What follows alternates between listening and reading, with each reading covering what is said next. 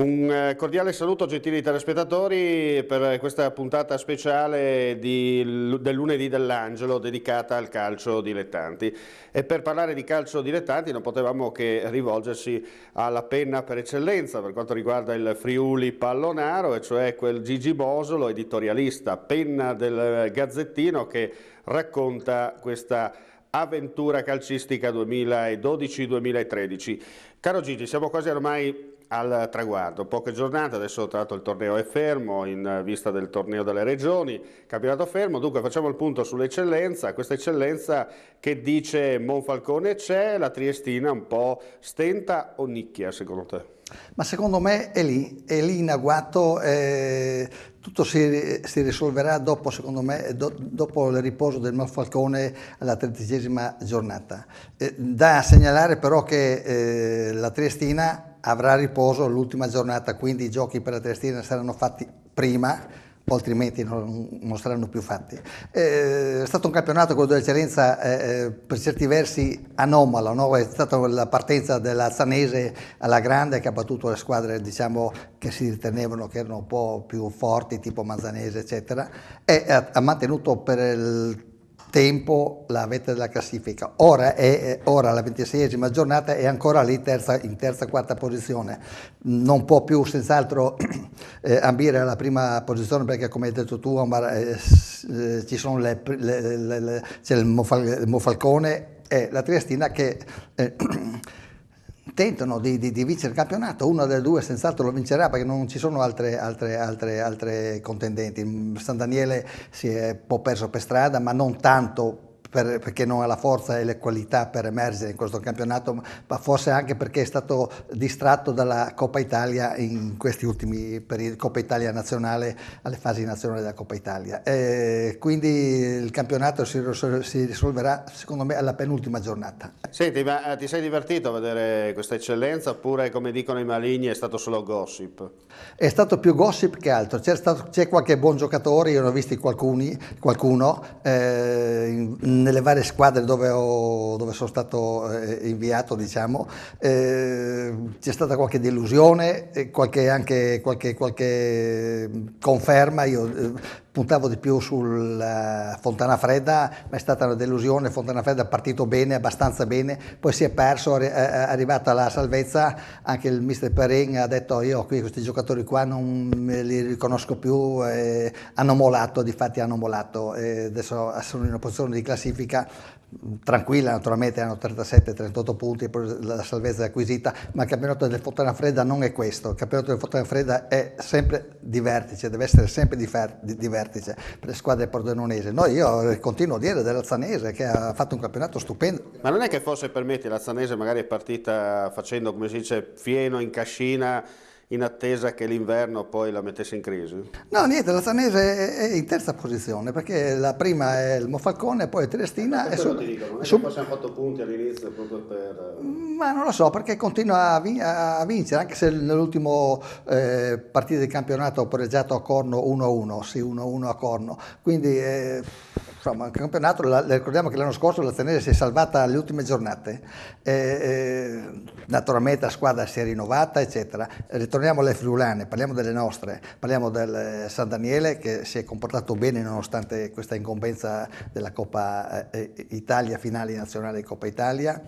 La Gemonese tentena un po', anzi un po' a rischio, perché con 29 punti a 7 turni dal termine rischia molto. Ricordiamo che vanno giù 4 squadre,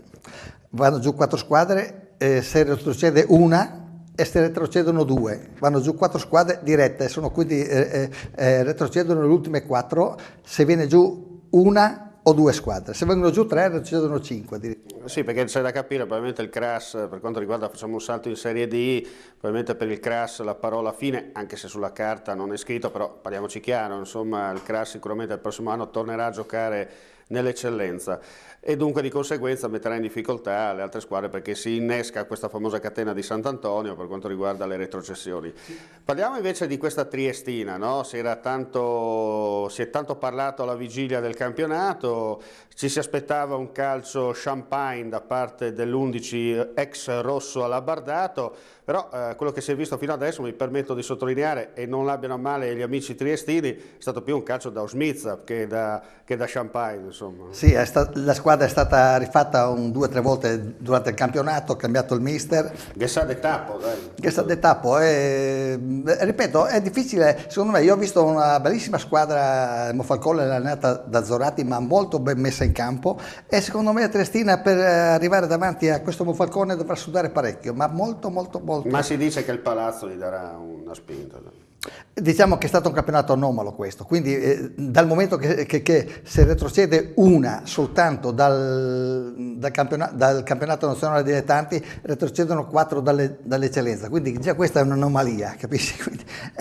Quindi perché bisogna ribilanciare. Perché siamo a 17 squadre, bisogna tornare a 16, quindi senz'altro sono 4 squadre che retrocedono. Mettiamo al caso che invece il campionato lo vinca il Monfalcone e la Triestina debba, diciamo così, optare per i cosiddetti ripescaggi, no? Per quanto riguarda gli spareggi nazionali. Ecco, secondo te la squadra labardata è in grado di superare poi il turno attraverso magari i cosiddetti esami di riparazione?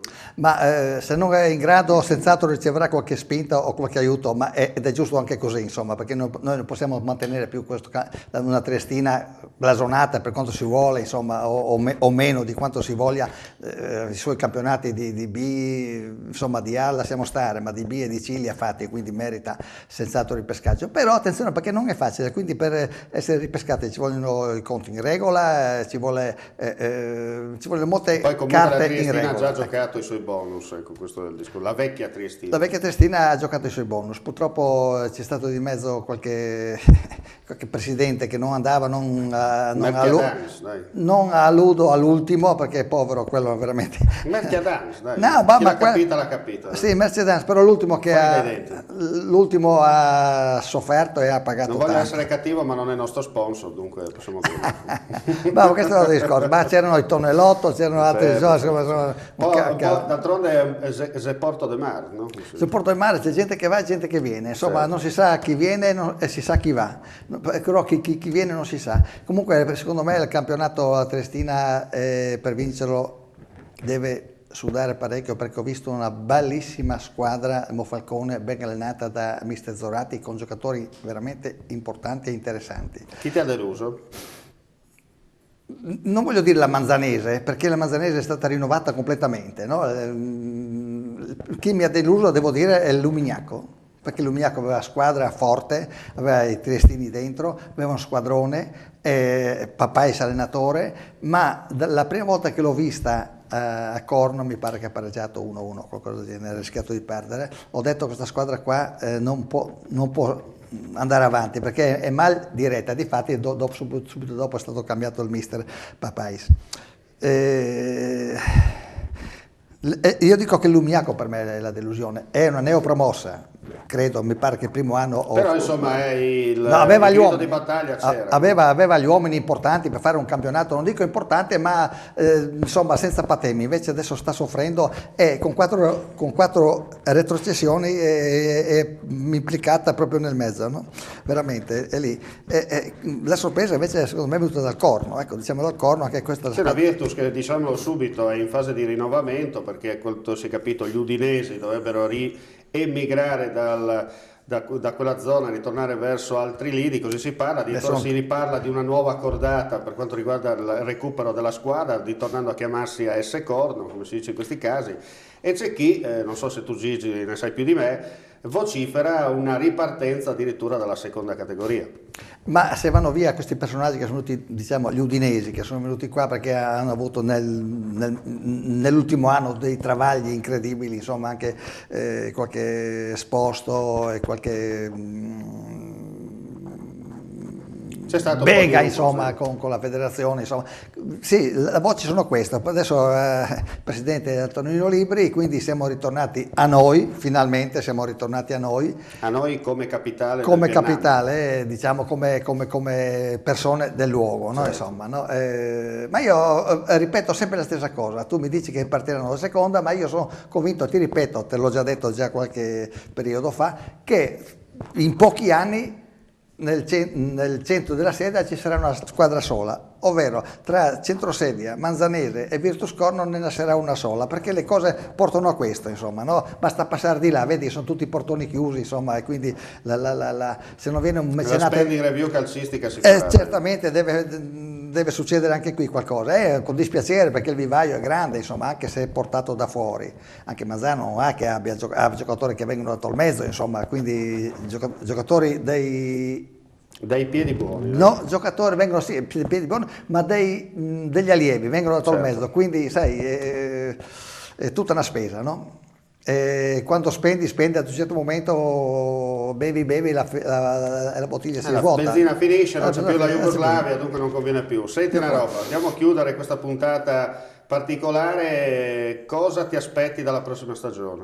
La prossima stagione intanto mi aspetto un rinnovamento dei campionati, se ne parla da anni, ne ha parlato il presidente Burelli. Io mi aspetto che veramente se si faccia questa ristrutturazione dei campionati, perché, certo. Perché abbiamo squadre... Ma diciamolo subito, fuori dai denti, torniamo a fare calcio, no? Basta sentirti soldi, gossip, eccetera. Allora, noi non possiamo vedere che in eccellenza, dopo 25, una che ha fatto 25 partite ha 14 punti, in promozione una che ha fatto 24 partite ha 11 punti, e così nell'altra promozione Buttilo 13 punti dopo 24 partite, Ponziana 6, e anche in prima hanno 6, certo. Quindi bisogna fare ristrutturazione. Più che la prima hanno messo la retromarcia. Inutile tenere squadre lì per forza, perché facciano queste caro presidente, caro... ci hai promesso. Vediamo. Berlusconi ha detto che restituiva l'IMU, ma ha perso, di conseguenza non restituisce più. Cosa restituirà la federazione? Il gioco del calcio? Punto di domanda. No, aspettiamo adesso gli eventi, perché ha detto entro il 30 giugno lui emanerà un comunicato dove ci saranno un decreto legge, sì, esattamente, possiamo chiamarlo così, che ci dirà, ci renderà edotti da quanto succederà col prossimo campionato di là, perché non puoi fare il campionato dopo, però Burelli ci ha promesso per 8 anni e siamo sempre rimasti lì. Vediamo se questa nuova amministrazione sportiva ci guardi la classifica innanzitutto, perché se guardi la classifica devi per forza prendere in mano e ristrutturare i campionati, perché non possono stare Dalla lì. regia mi fanno segno che abbiamo terminato il nostro tempo a disposizione, dunque caro Mosolo non resta che dire buona Pasqua, grazie per averci invitato nella sua stupenda location, adatta, io sottolineo, adatta anche a parlare e a mangiare il calcio con la C maiuscola. Buona Pasqua, buona Pasquetta a tutti e buon campionato alle ultime 6 partite, che siano foriere di risultati positivi per tutte. Auf Wiedersehen.